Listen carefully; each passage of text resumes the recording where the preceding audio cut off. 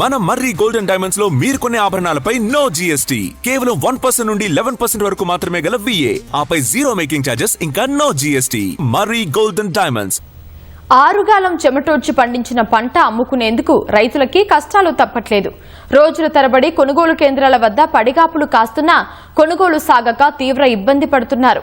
పండించిన పంట అకాల వర్షాలకు తడిస్తే తమ పరిస్థితి ఏంటని అన్నదాతలు ఆందోళన చెందుతున్నారు. రాష్ట్రంలో అన్నదాతల అరిగోసలు కొనసాగుతూనే ఉన్నాయి. మార్కెట్కు ధాన్యం తరలించి రోజులు గడుస్తున్నా కొనడం లేదని రైతులు ఆగ్రహం వ్యక్తం చేస్తున్నారు. యాదాద్రి భువనగిరి జిల్లా ఆత్మకూరులో కొనుగోళ్లు సక్రమంగా సాగడం లేదంటూ మార్కెట్కు తాళం వేసి రైతులు నిరసన చేపట్టారు. రోజుల తరబడి ఎదురు చూస్తున్నా వడ్లు కొనుగోలు జరగట్లేదని కర్షకులు ఆవేదన వ్యక్తం చేశారు. మెదక్ జిల్లా రాయంపేటలో నెల రోజులైనా కొనుగోలు కేంద్రాల్లో తూకం వేయడం లేదంటూ కర్షకులు రాస్తారోకో చేపట్టారు. కాంటాలు వేయక లారీలు రాక సరుకు కల్లాల్లో ఉండిపోయిందని ఆగ్రహం వ్యక్తం చేశారు.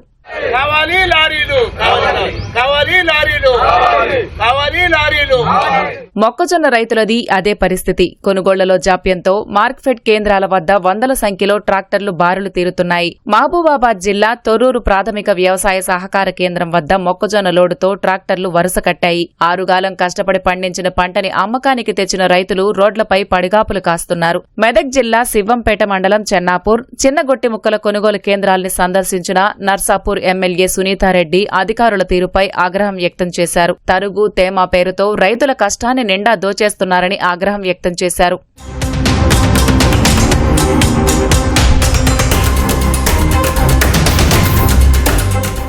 వడ్లు అమ్ముకుందామని కొనుగోలు కేంద్రానికి వచ్చిన ఓ రైతు గుండెపోటుకు గురై మృతి చెందారు. వరంగల్ జిల్లా నెక్కొండ మండలం అలంకానిపేటకు చెందిన వెంకటేశ్వర్లు 3 రోజుల క్రితం సరుకుని కొనుగోలు కేంద్రానికి తీసుకొచ్చారు. వడ్లని కల్లంపై పోసి నేర్పుతుండగా గుండెపోటుకు గురై అక్కడికక్కడే మృతి చెందారు.